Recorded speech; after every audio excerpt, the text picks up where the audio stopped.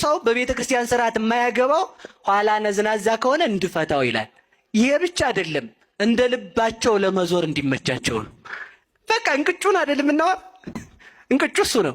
እሺ ለምን በቤተ ክርስቲያን አታገባም ሲባል አይታወቅም ጸባዋ ምናምን ከሆነ ልፈታት ነው። ማን ያግባለ? ማን ያግባለ? እንዲያ ከሆነ ቤተ ክርስቲያን የማታውቀው ሰርግ የአህያ የበቅሎ የፈረስ ነው። እኔ አላልኩም ፍትሐ ነገሥት 3 ሜትር።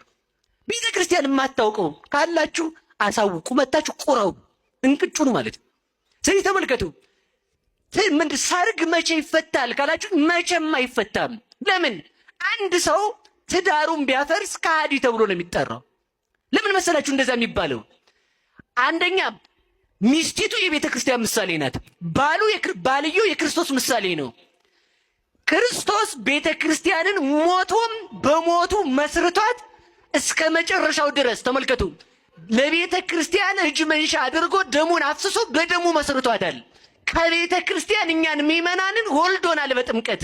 እንደዚህ ከሆነ ባል የክርስቶስ ምሳሌ፣ ሚስት የቤተ ክርስቲያን ምሳሌ ከሆነ መቼ ይፋታሉ ከተባለ ተመልከቱ። ባልና ሚስት ትዳራቸውን ቢያፈርሱ ክርስቶስ ከቤተ ክርስቲያን ተለይቷል ብለው እንደካዱ ይቆጠርባቸዋል ይላል። ስለዚህ ተመልከቱ፣ ክርስቶስ አሁን እኛን በጥምቀት የወለደችን ቤተ ክርስቲያን ናት እናታችን።